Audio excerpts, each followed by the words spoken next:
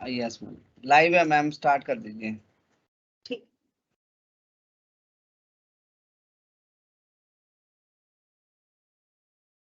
नमस्कार, आज की कक्षा में आप सभी का स्वागत है। आज की हमारी कक्षा पुनरावृत्ति कक्षा है, यानी आज हम कुछ नया नहीं पढ़ेंगे बल्कि पिछली कक्षाओं में जो हमने पढ़ा उसको दोहराएंगे। सबसे पहले हम लेंगे गंगा स्नान के लिए चलोगे, विश्वनाथ त्रिपाठी जी का संस्मरण। जैसे कि मैंने पिछली क्लास में इसके बारे में बताया था आपको कि बहुत ही महत्वपूर्ण रचना है, इसलिए कि विश्वनाथ त्रिपाठी जी अपने आप में बहुत बड़े रचनाकार हैं। उनका लेखन और उनकी अभिव्यक्ति का तरीके ये सभी पाठकों को प्रभावित करते हैं। लेकिन इस संस्मरण की कुछ और भी विशेषता है कि जो विषय वस्तु है इसकी, जिसके ऊपर ये संस्मरण लिखा गया है, वो व्यक्ति भी हिंदी साहित्य के बहुत ही महत्वपूर्ण व्यक्ति हैं। जो उनके हिंदी साहित्य के हम कहें कि अगर शीर्ष पुरुषों में जिन्होंने हिंदी साहित्य को एक दिशा दी, एक शेप दिया, उनमें से एक वो व्यक्ति हैं। उनका नाम है हजारी प्रसाद द्विवेदी। और हजारी प्रसाद द्विवेदी जी त्रिपाठी जी के गुरु भी थे और उनके मित्र भी थे और उनके बहुत ही निकटतम संबंध थे। उनके पारिवारिक सदस्यों जैसे संबंध हो गए थे, जिसकी चर्चा हम अभी संस्मरण की चर्चा करते हुए वो उदाहरण हमारे सामने आएंगे। पहले मैं संस्मरण पे बात करूं, मैं विश्वनाथ त्रिपाठी जी के बारे में कुछ बताना चाहती हूँ कि उनका जन्म उत्तर प्रदेश के बस्ती जिले में हुआ था और उनकी आरंभिक शिक्षा वहीं हुई और फिर बलरामपुर और फिर कानपुर और फिर बनारस से होते हुए उन्होंने उच्च शिक्षा प्राप्त की और उन्होंने पीएचडी की डिग्री जो है वो पंजाब यूनिवर्सिटी से ली। पहले उन्होंने नैनीताल में नैनीताल के एक महाविद्यालय में जो है अध्यापक के पद पर नियुक्त हुए वो, और उसके बाद उन्होंने दिल्ली विश्वविद्यालय के किरोड़ीमल कॉलेज में प्राध्यापक पद को स्वीकार किया और वहां पे उन्होंने लगभग अपनी उम्र के एक लंबा समय दिया। 65 वर्ष की उम्र में वो रिटायर हुए और उसके बाद से अभी तक निरंतर वो स्वतंत्र रूप से हिंदी साहित्य की सेवा में लगे हुए हैं। उन्होंने बहुत सारी रचनाएं हमें दी। उनकी प्रमुख कृतियां हैं प्रारंभिक अवधि, हिंदी आलोचना, हिंदी साहित्य का सरल इतिहास, लोकवादी तुलसीदास, मीरा का काव्य, देश के इस दौर में, ये प्रसाई जी पर केंद्रित रचनाएं हैं। इसमें कुछ कहानियां, कुछ विचार, पेड़ का हाथ, ये केदारनाथ जी पर केदारनाथ अग्रवाल पर केंद्रित रचनाएं हैं। इसमें प्रेमचंद बिस्कोहर में गंगा स्नान के लिए चलोगे, इसमें जैसे हमारे जो संस्मरण है, ये गंगा स्नान के लिए चलोगे पुस्तक का नाम है और इसमें कई महत्वपूर्ण संस्मरण उनके यहाँ पे लगे हुए हैं, इस बुक में मौजूद हैं। तो वो व्योमकेश दरवेश उनकी एक और रचना, महत्वपूर्ण रचना है, जो हजारी प्रसाद द्विवेदी को याद करते हुए उन्होंने लिखी थी। और गुरु जी की खेती बाड़ी, अपना देश प्रदेश उपन्यास का अंत नहीं हुआ है, आलोचना का सामाजिक दायित्व कहानी के साथ साथ उनकी अन्य महत्वपूर्ण रचनाएं हैं। और उन्होंने बहुत सारी किताबों का संपादन किया, यानी और उसमें भी कई लोगों के साथ मिलके भी संपादन किया, अकेले भी संपादन किया। उन अगर पुस्तकों की हम चर्चा करने लगेंगे तो हमारा बहुत लंबा समय उस पर निकल जाएगा, पर आप ये समझिए कि उन्होंने बहुत सारी किताबें लिखी, शायद ही कोई विधा उन्होंने छोड़ी हो, और जो भी लिखा उसको बहुत गहराई से लिखा और वो हमारे लिए धरोहर के रूप में उनकी पुस्तकें हमारे लिए हैं। और क्योंकि वो इतना साहित्य सेवी थे तो उनको सम्मान मिलना तो स्वाभाविक है ही। उन्हें बहुत कई सारे सम्मान मिले, जिसमें से कुछ मैं आपको बताती हूँ। गोकुल चंद्र शुक्ल आलोचना पुरस्कार, डॉक्टर रामविलास शर्मा सम्मान, सोवियत लैंड रूस पुरस्कार और हिंदी अकादमी का साहित्यकार सम्मान, शमशेर सम्मान, व्यास सम्मान, मूर्ति देवी सम्मान, साहित्य अकादमी का भाषा सम्मान, भारत भारती सम्मान, मैथिली शरण गुप्त सम्मान आदि। इनको बहुत सारे और भी सम्मान मिले हैं। ये कुछ बड़े सम्मानों के नाम इस तरह से हैं। तो वो हमने इस छोटे से परिचय से ये जाना कि वो बहुत मंझे हुए साहित्यकार हैं, एक अध्येता हैं, एक अध्यापक रहे हैं और मंझे हुए लेखक हैं, जिन्होंने एक व्यापक पैमाने पर सृजनात्मक और आलोचनात्मक साहित्य हमें दिया।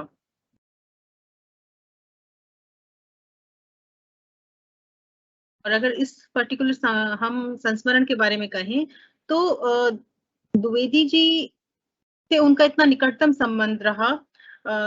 हजारी प्रसाद द्विवेदी हम सभी के प्रिय हैं। अपनी रचनाओं के माध्यम से, अपनी आलोचनाओं के माध्यम से उन्होंने जो भी हमें दिया, हम सभी उनके जीवन के बारे में जानना चाहते हैं। तो लेकिन लिखा तो उनके बारे में और लोगों ने भी है।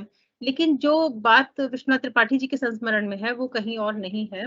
इसका चर्चा जो है नामवर सिंह ने भी की कि विश्वनाथ त्रिपाठी जी हज़ारी प्रसाद द्विवेदी जी के इतने निकटतम संबंध थे, इतने क्लोज़ थे वो कि उनके बारे में अगर कोई व्यक्ति लिख सकता है, अगर किसी व्यक्ति को अधिकारपूर्वक लिखने का अगर हक है, तो वो विश्वनाथ त्रिपाठी जी ही हैं। खुद नामवर जी भी बहुत क्लोज़ रहे थे उनके, लेकिन लास्ट के दिनों में उन्होंने कहा कि जब तक वो काशी में थे तब तक तो उनके नज़दीक रहे, लेकिन बाद में वो उनके संपर्क में उस तरह से नहीं रह पाए।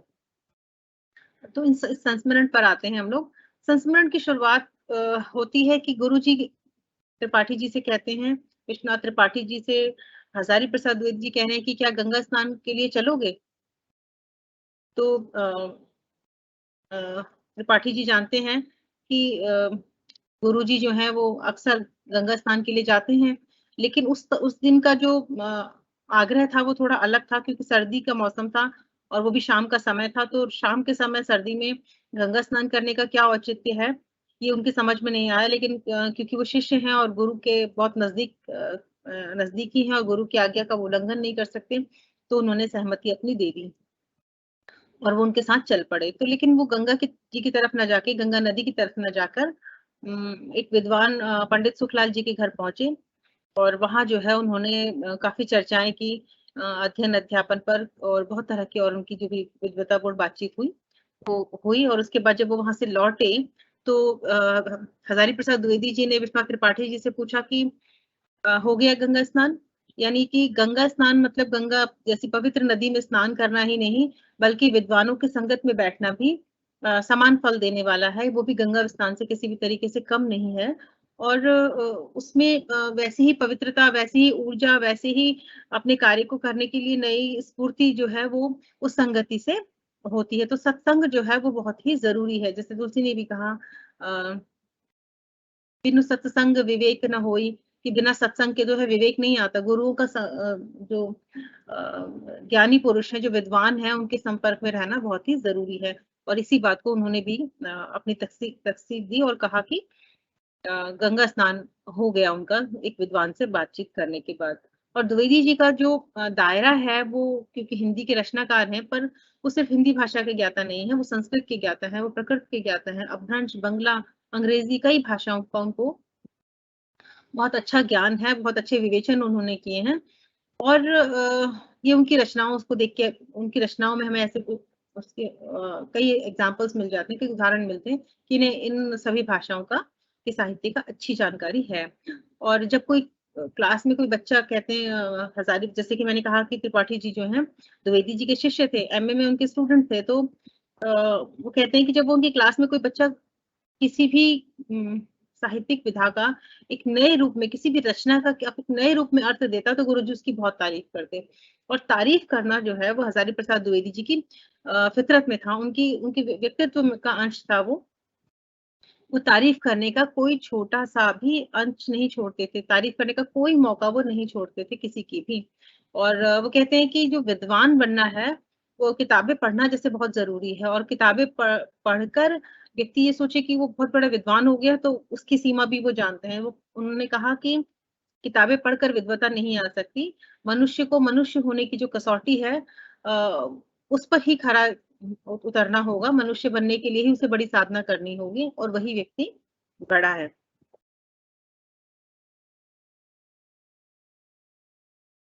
फिर त्रिपाठी जी ने एक बात और कही कि 30 साल की उम्र तक में वे काफ़ी प्रसिद्ध हो गए थे, लोग उनके रचनाक्रम को जानने लगे थे, उनके नाम को जानते थे कि एक विद्वान के रूप में उनका परिचय था।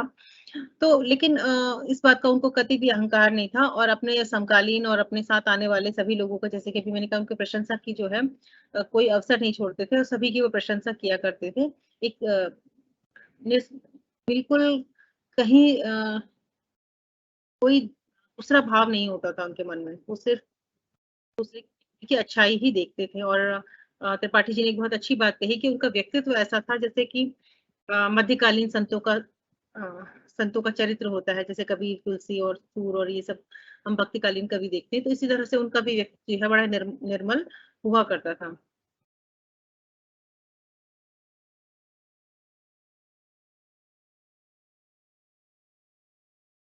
इसके साथ-साथ एक बात और भी है क्योंकि वो उनके स्टूडेंट थे तो अक्सर क्लास में वो कहते हैं कि कभी पाठ्यक्रम पूरा नहीं होता था। एक तो वो उम, विभागाध्यक्ष थे, तो उनके पास प्रशासनिक दायित्व थे, तो क्लास के लिए मिस हो जाती थी क्लासेस। और दूसरा जब वो क्लास में आते थे तो विषय को इतने विस्तार से पढ़ाते थे, 2-2 पंक्तियों को की व्याख्या करने में कई-कई घंटे वो निकाल देते थे, तो पूरा पाठ्यक्रम तो होना संभव ही नहीं था। और इसके बाद जो है गुरुजी अंत में अतिरिक्त कक्षाएँ लेते थे और उसके बाद जो है पेपर की दृष्टि से महत्वपूर्ण प्रश्नों पर व्याख्यान करते थे और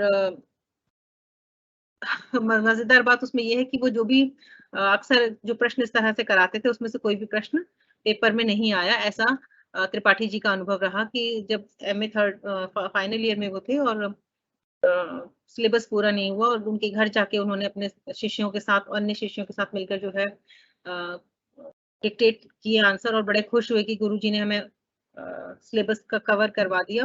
लेकिन जब पेपर करने बैठे तो पता चला कि उसमें से उन महत्वपूर्ण प्रश्नों में से कोई भी महत्वपूर्ण प्रश्न नहीं आया और जो गुरुजी की दृष्टि से गैर महत्वपूर्ण प्रश्न थे महत्वपूर्ण नहीं थे प्रश्न, वही प्रश्न पत्र में प्रश्न उन्हें नज़र आए और उनके जो है निश्चित रूप से आप समझ रहे होंगे कि एज़ अ स्टूडेंट उनके क्या पाखते हाथ से उड़ गए कि अब किस तरह से काम किया जाए। खैर, उन्होंने द्विवेदी जी के बारे में ये भी बताया कि चाय बहुत पीते थे, हर आधे घंटे में उन्हें चाय चाहिए थी, हर 15 मिनट के बाद वो पान खाते थे और अक्सर इस बात से जो है उनका स्वास्थ्य गड़बड़ाता था, ज़्यादा चाय पीने से और बहुत वो पढ़ते बहुत रहते थे और चाय पीते रहते थे, तो अक्सर उनकी आँखें सूजी रहती थीं। दोपहर के भोजन के बाद उनको आराम करने की बहुत आदत थी, वो दोपहर के आराम को जो है किसी भी तरीके से छोड़ना नहीं चाहते थे और एक बार जो है जब द्विवेदी जी उनके घर पहुँचते हैं त्रिपाठी जी, तो उन्हें काम करना था अपना उन्हें स्पेशली बुलाया गया था कि मैं तुम्हें कुछ क्वेश्चन्स डिक्टेट करा दूँगा। लेकिन जब वो घर पहुँचते हैं तो गुरुजी बहुत प्रेम से उन्हें भोजन करवाते हैं और कहते हैं कि अब मेरे सोने का समय हो गया, अब तुम जाओ। उनकी लाइन है अब मैं सोने जा रहा हूँ, अब तुम अब भागो अब तुम भाग जाओ, कल देखेंगे क्या होता है। यानी जो सोना है दोपहर का उसे वो स्किप नहीं करते, वो उनको चाहिए। एक बात और कि अक्सर वो पान खाते थे और सफ़ेद कुर्ता पहनते थे और पान की पीक जो है अक्सर उनके कपड़ों पे गिर जाती थी क्योंकि दोनों का बैर है। कोई कितना भी सँभल कर पान खाने वाला व्यक्ति पान खाए, उसके कपड़ों पर निशान आना स्वाभाविक है। तो इस बात से उनको काफ़ी परेशानी रहती थी कि उनके कपड़े जो हैं वो खराब हो जाते हैं। और एक बहुत ही महत्वपूर्ण घटना की चर्चा संस्मरण में उन्होंने की है कि 1960 के आस-पास काशी हिंदू विश्वविद्यालय से उन्हें उन्हें नौकरी से निकाल दिया गया। आप सोच सकते हैं कि इतना बड़ा व्यक्तित्व जिसके लिए हिंदी साहित्य के पाठक जो हैं हिंदी के जितने भी व्यक्ति हैं जो जो भी उनके अवदान है उससे ऋण नहीं हो सकते, उसके ऋण से बाहर नहीं निकल सकते, ऐसे व्यक्ति जो है वो नौकरी से निकाल दिए जाते हैं। अ, तो उनके लिए बहुत मानसिक पीड़ा का समय था, वो काफ़ी उलझन में वो रहते थे। उन्होंने कहा कि त्रिपाठी जी लिखते हैं कि वो बालों में जो है उँगलियाँ फेरते थे और मूँछों में कंघी करने लगे। मतलब उलझू एक उ अजीब-सी डिस्टर्बेंस उनकी लाइफ़ में वहाँ पर आ गई और वो कहते हैं कि लेखक ने कहा कि उनकी इस बात पर टोका उन्हें कि आप ये किस तरह से व्यवहार कर रहे हैं, थोड़ा-सा आप ठीक रहिए। तो उन्होंने कहा जब नौकरी मिल जाएगी तब देखना मैं कितना टनाटन रहता हूँ टन-मन रहता हूँ, ये तो मैं एक बार नौकरी मिल जाने दो। तो जब वो नौकरी से निकाले गए गलत कारणों से हुई, तो भी वो अपने अधिकार के लिए कोर्ट नहीं गए। इस बात का लेखक को दुःख है और उनके स्वभाव के विषय में बताते हैं कि वो किसी से झगड़ा नहीं करते थे, वो किसी से विवाद नहीं करते थे, सामने वाले की गलती होने के बावजूद भी। वो मौन धारण कर लेते थे और त्रिपाठी जी कहते हैं कि उससे 3 बातों से नाराज़ हुआ करते थे कि अगर कोई किसी महिला के चरित्र की निंदा कर दे या दोपहर के भोजन में उन्हें सोते हुए जगा दे या ठाकुर जी या रविन्द्रनाथ ठाकुर, मदन मोहन मालवीय, गांधी जी और या नेहरू जी के बारे में कोई हल्की बात करे, तो उन्हें अक्सर इस बात पर गुस्सा आ जाता था। वो साहित्यिक बहस नहीं करने के मूड में रहते थे, नहीं किया करते थे और वो कहते हैं कि वो गुस्से में भी गुस्से का अनुभव नहीं करते थे, बल्कि थकान का अनुभव करते थे और त्रिपाठी जी का मत है कि उनमें नवीनता और प्राचीनता के दोनों गुण एक साथ विद्यमान थे। व्यक्तित्व एक तरफ जहाँ छात्रों को प्रेम करने वाला था, जहाँ वो एक संत की तरह थे, एक साधु की तरह थे, जहाँ वो दूसरे की निंदा नहीं करते, दूसरे की प्रशंसा करने को तत्पर रहते हैं, जहाँ वो संघर्ष से बचना चाहते हैं। मतलब इतनी सारी चीज़ें उनके व्यक्तित्व में हैं, लेकिन जो उनकी कमी है व्यक्तित्व की अपने अधिकारों के लिए न लड़ना, ये भी उसके साथ ही चर्चा में आई है। जैसे इतने सलीकेदार व्यक्ति जो हैं, लेकिन कुर्ते पे जब पान की पीक गिर जाती है तो निश्चित रूप से वो अच्छा नहीं लगता। लेकिन उनके व्यक्तित्व का हिस्सा है, वो पान खाते हैं और पान खाने वाला व्यक्ति निशानों से बच नहीं सकता। तो इस तरह से उनका जो पूरा चरित्र है, वो यहाँ पे उभारने की कोशिश की। एक पक्ष ये नहीं किया कि मेरे गुरु हैं, मेरे इतने क्लोज़ हैं, तो मैं सिर्फ़ उनकी तारीफ़ और तारीफ़ और तारीफ़ करूँ, ऐसा नहीं है। उन्होंने उनके व्यक्तित्व को बैलेंस करने की करके हमारे सामने रखा कि उनकी अच्छाइयाँ भी उसी तरह से हमें बताई, जिस तरह से उनकी उनकी कमियाँ हमें बताई। तो और 72 वर्ष की आयु में उनका देहांत हुआ। और इस तरह से अगर हम देखें, ये पूरा संस्मरण जो है द्विवेदी जी की विद्वता, उनकी दिनचर्या, उनकी रुचि, अभिरुचि के साथ-साथ छात्रों के साथ उनकी सहृदयता को भी प्रकट करता है। इन सब से के साथ-साथ एक महान व्यक्ति में जो संघर्ष न करने की प्रवृत्ति और उसमें केंद्र में निहित कारणों को भी संस्मरणकार ने विवेचित किया है। मैंने कहा कि वो संघर्ष को नहीं किया उन्होंने जब उन्हें नौकरी से निकाल दिया गया, और ये बात जो है संस्मरणकार को नहीं अच्छी लगी।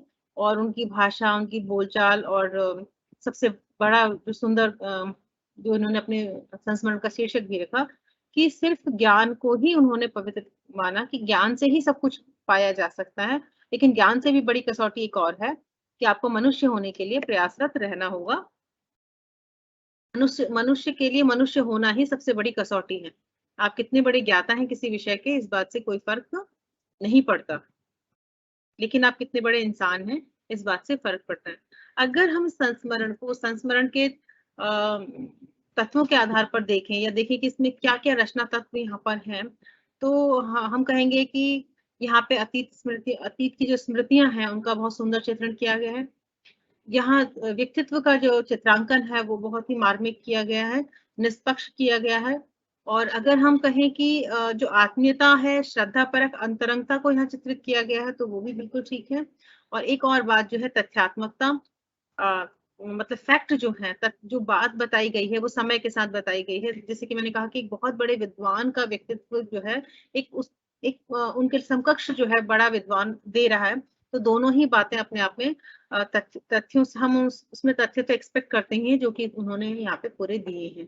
यानी फैक्ट के साथ बात कही, कोई भी बात यूँ ही नहीं कही गई, उसके पीछे कार्य कारण सब कुछ दिया गया है। परिवेश बिल्कुल एग्ज़ैक्टली चित्रित किया गया है यहाँ पर। और रचना का अपना एक उद्देश्य है, और उद्देश्य क्या है? हज़ारी प्रसाद द्विवेदी जी के व्यक्तित्व को हमारे सामने प्रकट करना। पिछली क्लासेस में हमने इस पे बहुत डिटेल में बात की थी। पर मैं थोड़ा-थोड़ा सा आपको एग्ज़ाम्पल इसके दे देती हूँ क्योंकि इस पे से प्रश्न आने की पूरी संभावना है। अतीत की स्मृतियाँ, पूरा संस्मरण जो है वो अतीत की स्मृतियों पर ही चलता है।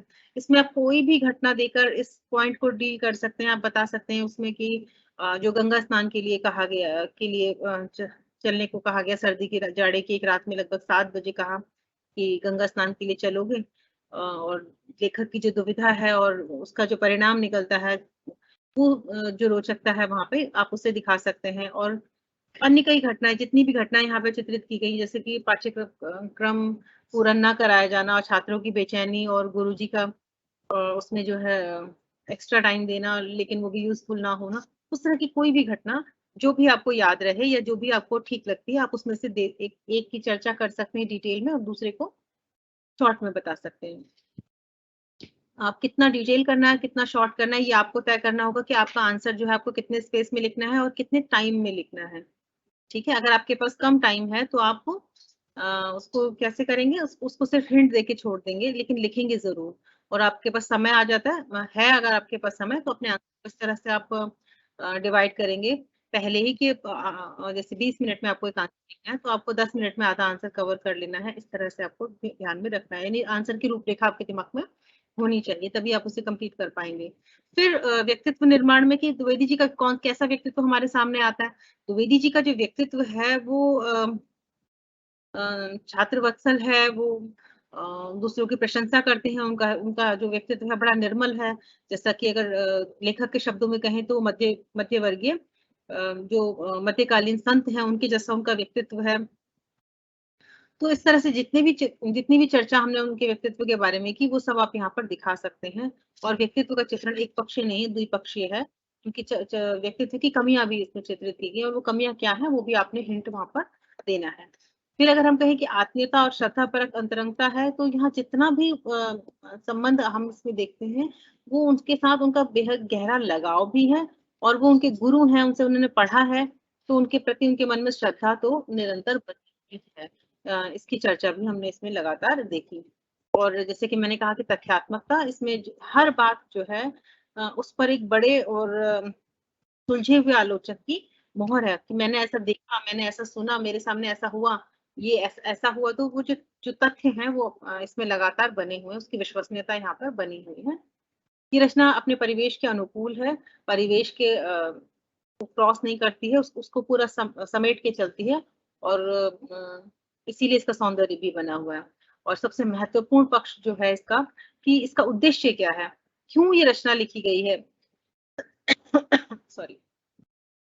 वास्तव में ये रचना द्विवेदी जी के व्यक्तित्व को सभी तक पहुंचाने के लिए, क्योंकि जैसे तो हम पाठक की बहुत रुचि, इतने बड़े व्यक्तित्व को जानने की सभी की इच्छा है, लेकिन उससे जाना जाए जो उनके बहुत नजदीक हो। तो द्विवेदी जी के व्यक्तित्व को बताने के लिए विश्वनाथ त्रिपाठी जी से बेहतर कोई व्यक्ति नहीं था। विश्वनाथ त्रिपाठी जी ने उनके व्यक्तित्व का जो है समग्र चित्रण किया, एक पक्षीय चित्रण नहीं किया बल्कि समग्र चित्रण के सब कुछ दिखाया उसमें। और हमारे सामने द्विवेदी जी का जो एक्चुअल फेस है कि वास्तव में हजारी प्रसाद द्विवेदी विद्वान, हजारी प्रसाद द्विवेदी आलोचक, हजारी प्रसाद द्विवेदी कैसे हैं, ये एक व्यक्ति के रूप में वो हमारे सामने प्रकट हुआ और ये अपने उद्देश्य की पूर्ति में ये रचना जो है वो सफल रही, ऐसा हम कह सकते हैं।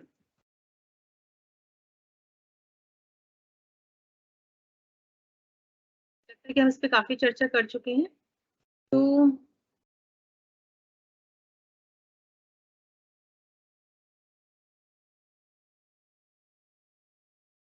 हम यही छोड़ देते हैं। अगर आपके कुछ प्रश्न हो जो मैंने अभी तक पढ़ाया है, मैं उसको आंसर देती रहूंगी। अभी मैं आपसे कुछ और चैप्टर्स के बारे में चर्चा करूंगी, तब तक मैंने क्वेश्चंस आंसर वाला पार्ट खोल लिया है। अगर आपके क्वेश्चंस हो तो आप प्लीज भेजिए।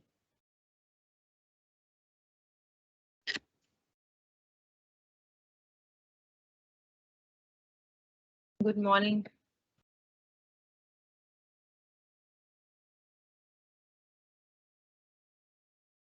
मैं कोशिश करूंगी कि आपको बताऊं कि आप कैसे एग्जाम में लिखें, सागर जी। हाँ, इससे पहले हमने एक और रचना की चर्चा की थी, वो थी वापसी। ये विष्णु प्रभाकर की रचना है और इसमें मैं बहुत शॉर्ट में आपसे बात करूंगी इसके बारे में, सिर्फ प्रतिपादी की हम लोग चर्चा करेंगे यहाँ पे। इसमें बुनियाद, असगर और मुनीर जो है मेन कैरेक्टर्स हैं। ये पाकिस्तान में जो से हिंदुस्तान आए हैं, जो 65 में हमारी लड़ाई हुई पाकिस्तान के साथ, उस बैकग्राउंड पे लिखी हुई है। उसकी कोई और कहानी, कोई और तथ्यात्मकता यहाँ पर नहीं दी हुई है। यहाँ सिर्फ ये दिया है कि कुछ बच्चे जो हैं, कुछ लड़के जो हैं वहाँ के सैनिक यहाँ पर कश्मीर आते हैं और यहाँ पे उपद्रव मचाने के लिए, अशांति फैलाने के लिए कुछ न कुछ प्रयास उनको करने के लिए भेजा गया है। लेकिन जो जो दंडात्मकता है वो कैसे आती है, जो सौंदर्य है रचना का वो कैसे उभरता है। एक्चुअली उन लोगों में से एक बच्चा ऐसा है जिसका नाम असगर है, जो इस रचना का हीरो भी है। वो जिस गांव में आता है आतंक फैलाने के लिए, वो इलाका उसका अपना है, यानी कि विभाजन से पहले वो उस गांव में रहा करता था। वो उसका अपना गांव था, उसके पिता वहां रहते थे, उसकी वहां जमीन थी, उसके रिश्तेदार थे और उसका उसका जो बचपन है वो उसी गांव में गुजरा था। लेकिन जब परिस्थितियां बदली तो उसको लगा कि उसके लिए बेटर प्लेस जो है वो पाकिस्तान है और वो पाकिस्तान चला जाता है। जब वो पाकिस्तान जाता है तो उस गांव के एक बड़े व्यक्ति से, बड़े यानी कि सम्मानजनक व्यक्ति से वो कहता है कि मैं जा रहा हूँ, यानी कि उसको अपना जाना बताता है, परमिशन लेता है। जैसे कि किसी कहीं से हम जाते हैं तो अपने से बड़ों से को बताते हैं कि हम जा रहे हैं, तो उस तरह से वो बता के जाता है। और वो व्यक्ति चौधरी नाम से इसमें कैरेक्टर है, तो वो चौधरी कहते हैं कि भाई मैं नहीं चाहता कि तुम जाओ, लेकिन परिस्थितियां ऐसी हैं, तुम जाना चाहते हो तो मैं तुम्हें मना भी नहीं कर सकता। तो वो अतीत की घटना है और इससे ये पता चलता है कि मतलब कि तुम्हारा यहाँ कुछ भी दिक्कत नहीं थी, लेकिन तुम जाना चाहते हो तो तुम जा सकते हो। कि वहां पे उसने जितना भी समय गुजारा भारत के उस देश में, कश्मीर की उस जगह में, उसने जो वक्त गुजारा वो उसका अच्छा वक्त गुजरा था। लेकिन परिस्थितियां बदल गई, राजनीतिक परिस्थितियां जो बदली, तो उसने अपना चुनाव किया कि वो पाकिस्तान में रहेगा और वो फिर पाकिस्तान उसका देश हो जाता है और वो वहाँ के लिए लॉयल हो जाता है, वहाँ के लिए वफादार है और वो वहाँ का जासूस बन के, वहाँ का सैनिक बन के हिंदुस्तान में एक अलग उद्देश्य से आता है। अब सवाल ये है कि वो यहाँ आता है और अपने एक उद्देश्य को लेकर आया है, लेकिन क्या वो जो है वो पाकिस्तान का जासूस ही रह जाता है या जो उसकी स्मृतियाँ भारत से जुड़ी हुई हैं, यहाँ की मिट्टी से, उस गाँव से जुड़ी हुई हैं, क्या वो उसको छोड़ देंगे? जो द्वंदात्मकता है कि उसकी ये भी तो मेरा ही देश है, ये भी तो मेरे ही लोग हैं, मैं इनके साथ ऐसा कैसे कर सकता हूँ? उसे उसे गोली चलाने का हुक्म मिलता है, वो नहीं करता है। वो तमाम तरह की जो भी उसकी चीज़ें उसके साथ होती है कि ऐसा करते हैं, वैसा करते हैं, तो वो कहता है ये मासूम लोग हैं, इनके साथ ऐसा क्यों किया जाए? और जब उन रास्तों से गुज़र रहा होता है तो उसके मतलब वो सबके लिए वो सिर्फ़ रास्ते हैं, लेकिन उसके लिए वो उसका बचपन है, उसके लिए वो उसका घर है, उसके खेत-खलिहान और वहाँ के खेतों की जो खुशबू है, वहाँ की मिट्टी की खुशबू जो है, जो रहट की आवाज़ है, वो सब कुछ उसके परिचित है और वो चाह के भी ऐसा नहीं कर पाता, जिस काम के लिए वो आया हुआ है। अब उसे पाकिस्तान के जो उसके साथ और लोग हैं, वो कहते हैं ये गद्दार है, ये धोखेबाज़ है, ये अपना काम जिस उद्देश्य से आया, उस काम की वो पूर्ति नहीं कर रहा, पर वो उसके दर्द को नहीं समझ रहे। फिर देखते हैं कि उसका दूसरा पक्ष नाटक का जो अंत की तरफ है, वो आता है कि चौधरी और इंस्पेक्टर जो हैं वो सामने से आ रहे हैं और वो पाकिस्तानी जासूसों को ढूँढ रहे हैं और वो पकड़े भी जाते हैं। लेकिन जब वो पकड़े जाते हैं तो असगर उनसे अपना संबंध बताता है और कहता है कि ताऊ मैं असगर हूँ और लतीफ़ का बेटा हूँ और इस तरह से अपना पुराना परिचय देता है। और चौधरी भी उसे पहचान जाता है, कहता है कि हाँ, ये उसका बच्चा है लेकिन चौधरी की स्थिति भी द्वंदात्मक है, वो उसे अपने बच्चे की तरह स्वीकार नहीं कर पाता। वो तुरंत उसको उस पुराने बच्चे को जिसको वो पाकिस्तान नहीं भेजना चाहता था कि इसी गाँव में रहे, वो उस बच्चे की तरह उसको ट्रीट नहीं कर पाता। वो उसे पाकिस्तान के जासूस की तरह लेता है। उसको उसका मन है कि वो उसे जो ये वापस आया है बच्चा उसको उसको अपने नज़दीक ले, उसे गले लगाए, लेकिन वो ऐसा कर नहीं पाता क्योंकि शंका से या कहें कि जो युद्ध की परिस्थितियाँ थी उनकी वजह से वो संबंध जो है, जो पहले जैसा था वैसा अब नहीं रहा है। दोनों के लिए दोनों की जो स्थितियाँ हैं उसको यहाँ पे समझना और अगर हम कहें कि इस नाटक में जो सौंदर्य है, वो इस नाटक में जो सौंदर्य है वो इसी द्वंदात्मकता की वजह से हमें नज़र आता है। और इसका जो एकांकी है, इसका शीर्षक भी वापसी इसीलिए रखा गया कि ये वापसी कैसी वापसी है कि वापस होकर भी वापस नहीं है। यानी हर वक़्त जो समय की सुई है उसे घुमाया नहीं जा सकता। आप जैसा चाहें वैसा रिवर्स नहीं कर सकते। वो वापस तो अपनी जगह पर आया, लेकिन लेकिन वो वापस आके स्वीकार नहीं किया गया, क्योंकि अब वो नहीं रहा, उसकी पहचान बदल गई है। तो युद्ध की परिस्थितियाँ जो है कभी भी सामान्य और ईज़ी नहीं होती। ये इस रचना में हमें बताया गया और युद्ध की परिस्थितियों को बताने के लिए मानव मन की जो द्वंदात्मकता है, दुर्बलताएँ हैं उसको चित्रित करने के लिए ये बहुत ही रचना जो है बहुत महत्वपूर्ण रचना बन पाई है। इसी तरह से एक और रचना पे हमने पहले चर्चा की थी महादेवी वर्मा का गिल्लू। ये भी एक संस्मरण है और इसमें जो है किसी व्यक्ति पे ना होकर ये महादेवी वर्मा की छोटे से मित्र, छोटे से पेट कहेंगे उसको, जो उनके घर में उनके घर के सदस्य के रूप में रहा उनके साथ अ, उसकी उन्होंने यहाँ पे अपनी यादों को शेयर किया है और ये जो अपनी यादें उन्होंने यहाँ इस संस्मरण में हमारे सामने रखी हैं, वो इतनी मार्मिक है, इतना मतलब सुंदर चित्रण उन्होंने किया है, इतना संवेदनशीलता से उसका चित्रण किया है कि जैसे रचना को पढ़ने के बाद गिल्लू जो है वो सभी का मित्र बन जाता है। उसकी जो चंचलता है, उसकी जो चपलता है, वो सभी का मन मोह लेती है और हिंदी साहित्य में जो है गिल्लू की अपनी एक जगह बन जाती है, महादेवी की इस रचना की वजह से। इसकी रचना की शुरुआत ऐसे हुई थी कि गिल्लू एक गिलहरी है अ, जिसका नाम जो है क्योंकि वो गिलहरी है, जातिवाचक संज्ञा गिलहरी कहते हैं हमें सभी गिलहरियों को हम आइडेंटिफ़ाई करते हैं कि भैया गिलहरी मतलब एक इस तरह का एक जीव। लेकिन जब हम गिल्लू कहते हैं, तो वो गिल्लू उन गिलहरियों में से एक स्पेसिफिक जो व्यक्तिवाचक संज्ञा बन जाती है, कि वो महादेवी के पास रहने वाली गिलहरी है, जो किन्हीं परिस्थितियों में महादेवी के पास आ गई थी। तो गिल्लू जो है वो महादेवी को अपने गमलों के पास एक सोनजू की बेल के नीचे गिरा हुआ मिला, जिसको कौवे जो है वो अपना शिकार बनाना चाहते थे, लेकिन महादेवी की सतर्कता से जो है वो बच जाता है। महादेवी उसकी सेवा करती हैं, उसको दवाइयाँ और ये सब चीज़ें उसको देती हैं और उसका 2-4 दिन में वो जो है खाने-पीने लायक कुछ हो जाता है, रुई के फाँव से वो थोड़ा-थोड़ा दूध और पानी पीता है और धीरे-धीरे वो महादेवी के इतना क्लोज़ जैसे वो ठीक होता है, तो महादेवी की उँगलियाँ वो पकड़ लेता है, जब उसे रुई से और उससे दूध वगैरह पिलाती हैं, तो वो महादेवी के बहुत नज़दीक हो जाता है। और अक्सर जो है वो उनकी टेबल पर आ जाता है जब वो लिख रही होती हैं, तो जैसे ही वो कॉलेज से आती हैं, वो तुरंत उनके कमरे में आ जाता है और उनके पैरों के आस-पास घूमने लगता है। वो के लिख उन्होंने लिखा कि वो सरपट कभी सामने, कभी इधर पर्दे पे चढ़ जाता है, इस तरह से करके वो उसकी सारी घटनाओं, उसकी एक्टिविटीज़, उसके क्रियाकलापों को उन्होंने इसमें चित्रित करने की कोशिश की। बहुत ही प्रभावी ढंग से जो है उन्होंने इस रचना में गिल्लू के जो रूप आकार है वो कैसा दिखता है, उसका नटखटपन कैसा है, उसकी समझदारी, उसकी रागात्मकता, सबका बड़ा ही प्रभावशाली चित्रण उन्होंने यहाँ पर किया है। और भाषा जो है उनकी बड़ी प्रौढ़ और प्रांजल भाषा में उन्होंने साहित्यिक भाषा में यहाँ पर उसका चित्रण किया है। और वो उसका उनके परिवार का सदस्य बन जाता है, इसके लिए उन्होंने कहा कि उनके साथ बैठ के वो खाना खाता है, उनकी थाली में से जो है वो चावल के दाने सलीके से उठाता है। माधवी कहती है बहुत मुश्किल से मैंने इसको ट्रेन किया कि वो साथ में बैठे और कहाँ पे उसको टेबल पे कैसे बैठना है और किस तरह से दाना उठाना है और वो बिल्कुल भी गंदगी नहीं फैलाता वहाँ पे और चुपचाप एक-एक चावल का दाना उठा के अमूल की थाली में से वो खाता है और वो कहती है कि मैंने जितने भी पशु पाले हैं, इतनी हिम्मत किसी की नहीं हुई कि वो मेरे खाने की थाली तक आ जाए, लेकिन गिल्लू जो है, इतना नटखट था और इतना उनके क्लोज़ था कि वो उनकी थाली तक पहुँच जाता था। एक बार जो है जब महादेवी बीमार हो जाती हैं और कई दिन तक अस्पताल में रहती हैं, तो गिल्लू जो है वो उनके कमरे में आता है लेकिन चला जाता है, फिर बार-बार महादेवी को ना देख के अपसेट होता है, वो बड़ा उदास हो जाता है लेकिन उसको खाने की जितनी चीज़ें दी जाती हैं, जो उसके प्रिय काजू और बिस्कुट हैं, वो कुछ नहीं खाता है। बल्कि महादेवी जब आती हैं और बाद में उसका झूला जिसमें जो उसके बैठने की जगह बनाई हुई है उन्होंने, उसको देखती है तो सारा सामान उसी में होता है, वो कुछ नहीं खाता जब तक कि महादेवी वापस नहीं आ जाती। और जब महादेवी वापस आती हैं तो उनके तकिए पे बैठ के उनके बालों में वो हाथ फिराता है, जैसे कि उनसे बड़ी आत्मीयता का संबंध हो और उनसे कहता हो कि वो जल्दी ठीक हो जाएँ। महादेवी ने अपने कमरे की जाली जो है, खिड़की की जाली एक कोने से खोल दी ताकि उसको आने-जाने में कोई दिक्कत ना हो। और बहुत तरह के क्रियाकलाप उन्होंने उसके चित्रित किए हैं जो कि उसके निकटतम महादेवी और गिल्लू के निकटतम संबंध को हमें दर्शाते हैं। और क्योंकि गिलहरी का जो जीवन काल है वो सिर्फ़ 2 वर्ष का होता है, इसलिए निश्चित रूप से गिल्लू गिल्लू के 2 वर्ष बहुत जल्दी इतने प्यारा और इतना चंचल जो खुशी का समय होता है वो बड़ी जल्दी गुज़र जाता है।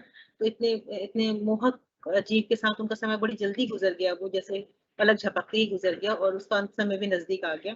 महादेवी ने पूरी कोशिश की कि उसका जो है अंत जो है वो बहुत ही ये कम कष्टदायक हो। उन्होंने जब रात को ठंड की उस रात में जब वो बड़ी मुश्किल से साँस ले रहा था, तो उसका शरीर ठंडा हो रहा था, उसके लिए हीटर जलाया और उसको कवर किया, उसको कुछ उठाया, तब भी उसने महादेवी की उँगलियाँ बहुत कस के पकड़ी और सुबह जो है महादेवी ने देखा कि वो सोया तो इस दुनिया में था, लेकिन उठा वो दूसरी दुनिया में, यानी कि वो उसकी मृत्यु इस रात हो गई थी। और महादेवी वर्मा ने जहाँ वो मिला था, जिस सोनजुहू की कली बेल के नीचे वो मिला था उन्हें पड़ा हुआ, वहीं उसकी जड़ों के पास जो है उसके लिए समाधि बना दी उसकी, उसे वहीं मिट्टी में उन्होंने दबा दिया। उसका शायद उद्देश्य ये भी था कि वो उसकी सोनजुहू की जो वो बेल थी उस वहाँ वो वो गिल्लू की बहुत प्रिय जगह थी और गिल्लू को वहीं उसी बेल में रहना पसंद था, उसके मित्र वहीं रहा करते थे, वहीं से छुप के वो अक्सर महादेवी के साथ खेला करता था। तो महादेवी ने कहा कि ऐसा लगता है कि कभी जब सोनजू की कोई कली उभर कर आती है, तो उसे उन्हें ऐसा लगता है कि जैसे गिल्लू उनके आस-पास अचानक से उभर सामने दौड़ के आ जाता था और फिर छुप जाता था। ऐसा ही लगता है जैसे कि गिल्लू उसकी उस मिट्टी से उसकी जड़ों से होता हुआ पुष्प रूप में जो है फिर से उनको चौंकाने के लिए उनके सामने आ गया है। ऐसा उन्होंने वहाँ पे चित्रण किया है।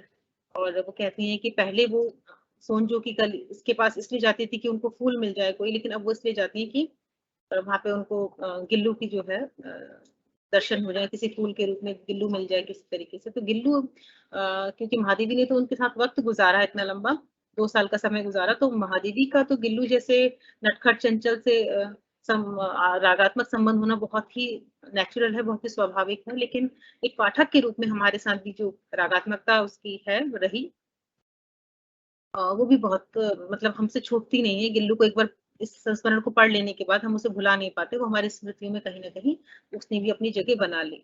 अगर हम कहें कि संस्मरण का उद्देश्य क्या है? क्यों लिखा हुआ है ये? पढ़ने से मुझे क्या मिला?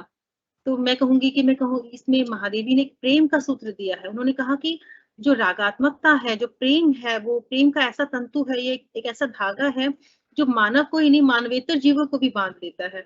आप सिर्फ़ प्रेम दीजिए सिर्फ़ प्रेम की भाषा बोलिए और दूसरा व्यक्ति कोई और भाषा जाने ना जाने, लेकिन प्रेम की भाषा वो जानता है और उसमें वो बंधता है। हम सभी ईश्वर की संतान है कि मैं मनुष्य हूँ और वो गिलहरी है, इसलिए हमें दोस्ती नहीं हो सकती, हमें प्रेम नहीं हो सकता, ऐसा नहीं है। आप जितना प्रेम बाँटेंगे उतना ही प्रेम आपको पलटकर वापस मिलेगा। तो ये इस संस्मरण का सार है। इसके अलावा हमने यहाँ चर्चा की थी बालकृष्ण भट्ट का एक निबंध है ज़बान। तो उसमें उन्होंने कहा बालकृष्ण भट्ट जो हैं बहुत महत्वपूर्ण निबंधकारों में से हिंदी के जो आधुनिक काल है उसके आरंभिक दौर के रचनाकारों में से एक हैं। तो उन्होंने कहा कि ज़बान में उन्होंने कहा 5 हमारे पास इंद्रियाँ हैं, हम देख सकते हैं, हम सूँघ सकते हैं, हमारे पास त्वचा है स्पर्श करने के लिए और हम चख सकते हैं। यानी 5 जो इंद्रियाँ हैं उसमें से उनका मत है कि ज़बान जो है वो सबसे महत्वपूर्ण है क्योंकि ज़बान जो काम कर सकती है वो शायद कोई और नहीं कर सकती और इसके उन्होंने बहुत सारे तर्कों के साथ इसको समझाने का प्रयास किया। उन्होंने कहा कि आप देखते हैं तो सूँघने का या सुनने का इसमें कुछ ख़ास फ़र्क नहीं है। लेकिन ज़बान ऐसी चीज़ है कि वो दूसरी इंद्रियों का भी फ़र्क ले लेती है, उनसे भी असिस्ट करा लेती है। जैसे एक बहुत उन्होंने उदाहरण दिया उसमें कि आप जब खाना खाते हैं, तो खाना आपको खाना है, खाने का जो टेस्ट है वो आपकी ज़बान को लेना है। लेकिन अगर वहाँ पर दुर्गंध आ रही है या आप मतलब आपकी नाक जो है वो एक बैड स्मेल ले ले या आपकी आँखों को कोई ऐसा दृश्य नज़र आ जाए जो कि घृणित है, जो आप नहीं देखना चाहते, गंदगी नज़र आ जाए आपको, तो आपसे खाना नहीं खाया जाएगा। वो कहते हैं एक निवाला भी ज़बान पे नहीं रखा जाएगा। तो मीन्स काम तो ज़बान का था, उसको क्या फ़र्क पड़ता है कि आपको क्या दिख रहा है या आपको क्या स्मेल आ रही है, उस बात से क्या फ़र्क पड़ता है? आपको तो टेस्ट लेना है ना, ज़बान तो आपको टेस्ट देगी लेकिन वो वहाँ पे नहीं देगी आपको टेस्ट। आपका मन नहीं करेगा खाने का।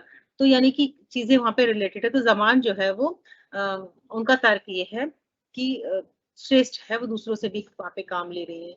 वो ये कहते हैं कि ज़बान जो है इतनी महत्वपूर्ण है कि हम उससे दुनिया जीत सकते हैं। उन्होंने बहुत सारे एग्ज़ाम्पल्स वहाँ पे दिए। जैसे उनका एक उसमें एक कविता है कि 2 पंक्तियाँ उन्होंने दी हैं कि कौवा जो है वो किसका धन हरता है? कागा काको धन हरे, कोयल काको दे। कौवा किसी का धन नहीं है चुराता, लेकिन वो हम कड़वा बोलता है, कर्कश बोलता है, इसलिए वो हमें अच्छा नहीं लगता। और कोयल जो है वो किसको पैसा देती है? वो किसी को क्या देती है? वो किसी को कुछ भी नहीं देती, वो सिर्फ़ मीठी बोली बोलती है और उसकी मीठी बोली की वजह से ही वो हमें प्रिय है। हम इसीलिए उसकी बात हमें उसकी आवाज़ पसंद है। तो इसी तरह से यदि आप भी मृदु भाषी हों, तो सिर्फ़ आपकी ज़बान से जो है, आप दुनिया को जीत सकते हैं। आप सब कुछ पा सकते हैं जो कि आप पाना चाहते हैं। तो ज़बान जो है वो बहुत महत्वपूर्ण है, ऐसा उन्होंने कहा। उन्होंने और एग्ज़ाम्पल्स दिए। उन्होंने कहा कि ज़बान की वजह से ही महाभारत की लड़ाई हुई और उसमें उन्होंने एग्ज़ाम्पल दिया कि द्रौपदी ने दुर्योधन को कहा अंधे का पुत्र अंधा, जिसके परिणाम स्वरूप हमने देखा कि महाभारत का युद्ध हुआ। अब न और इसके बाद कुल मिलाकर सब चीज़ों को कंक्लूड करते हुए अपने निबंध में वो कहते हैं कि व्यक्ति के लिए अपनी ज़बान का कंट्रोल करना बहुत ज़रूरी है। उसकी साध जो है ज़बान की साध जो है बहुत ज़रूरी है क्योंकि ये बहुत महत्वपूर्ण इंद्रिय है जो कि आपके द्वार मतलब कि आपके मन में क्या है, आपकी बुद्धि में क्या है, उसको दुनिया तक प्रकट कराने का एक माध्यम है। तो इसलिए आपको इस पे कंट्रोल करके रखना है, आपको उसको साधना है, ये वो बार-बार कह रहे हैं। और बहुत सुंदर तरीके से उन्होंने इस निबंध को चर्चा की है इसकी। तो अगर आपसे ये कहा जाए अगर आप इस निबंध की चर्चा करें इस तरह की जिसमें कि लेखक का अपना एक मत होता है, तो क्या आपको उस मत का समर्थन में ही आना है? जैसे कि आपने कहा कि किस तरह से आपको आंसर लिखना है, तो आपने ये बताना है इसमें ये बात कही गई है, इसमें ये बात कही गई है, इसमें ये पॉइंट दिया गया है, इसमें ये उदाहरण दिया गया है।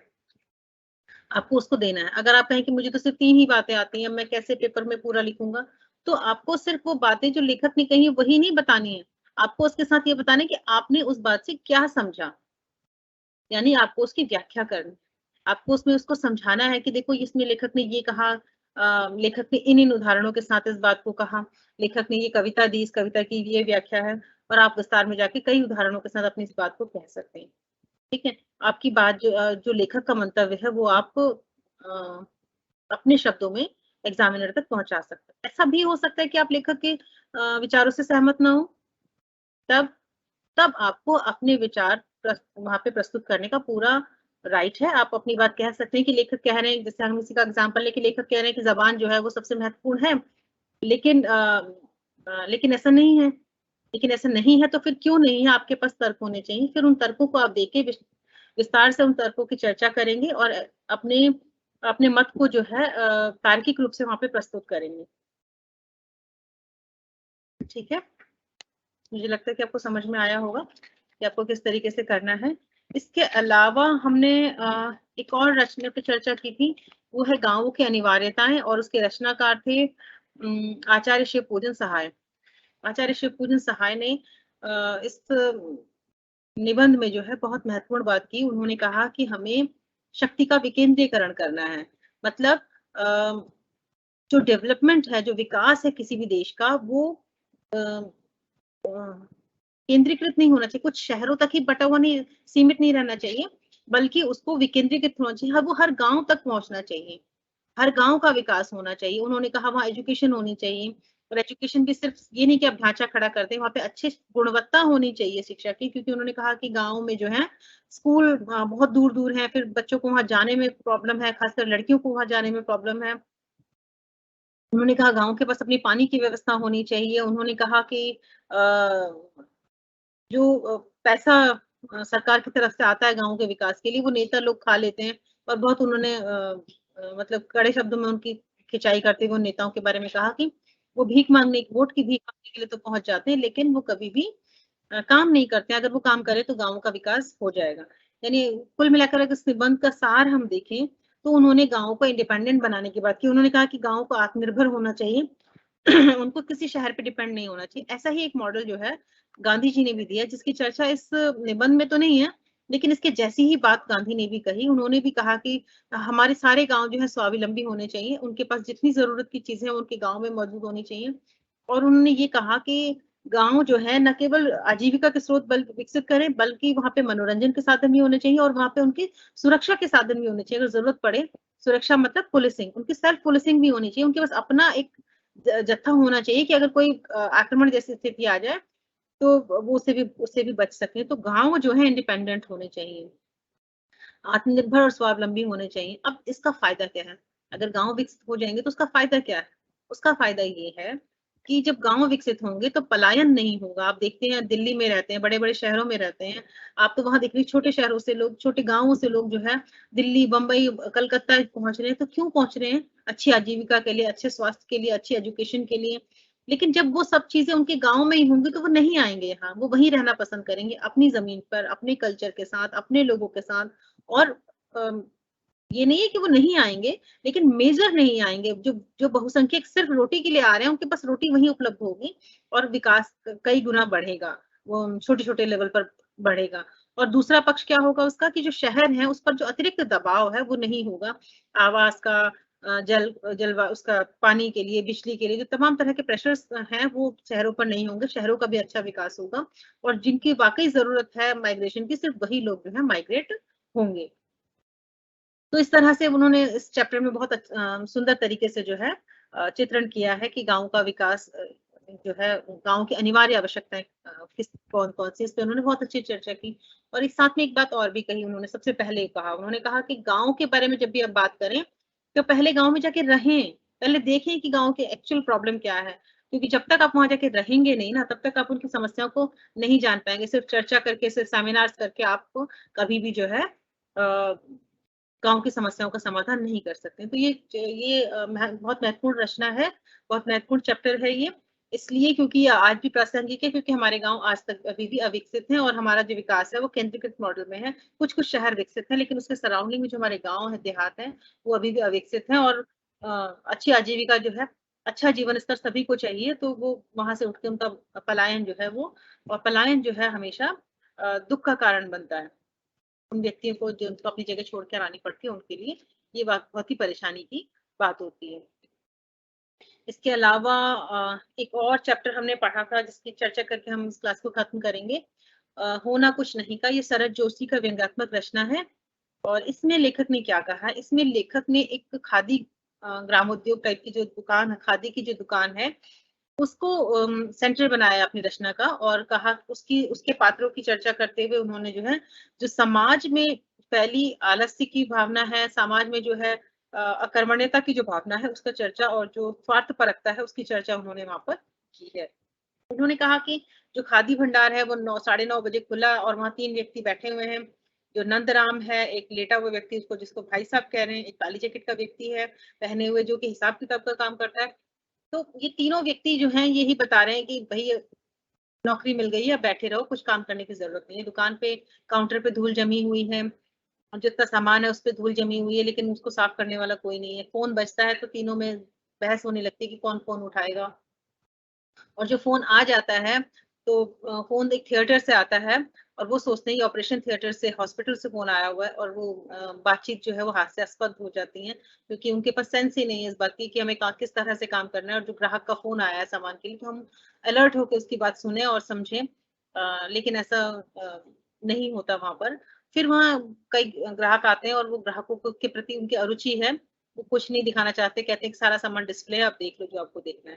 फिर एक व्यक्ति, एक बच्चा, एक लड़का आता है जिसे इंटरव्यू के लिए जाना है, और उसको कुर्ता और धोती चाहिए, मतलब कुर्ता पजामा चाहिए। वो इसलिए नहीं कि वो खादी का प्रेमी है या कुर्ता पजामा जो भारतीय पोशाक है उसे पहनने में उसे बहुत सम्मान महसूस करेगा, वो ऐसा नहीं है, बल्कि वो इसलिए वो ड्रेस लेना चाहता है क्योंकि इंटरव्यू लेने एक नेताजी आ रहे हैं, और नेताजी जो है उनको इम्प्रेस करने के लिए खादी से अच्छा विकल्प उसके पास नहीं है। तो दुकानदार जो हैं वो एक स्वर में उसकी तारीफ करते हैं और कहते हैं कि तुमने बहुत सही फैसला किया है।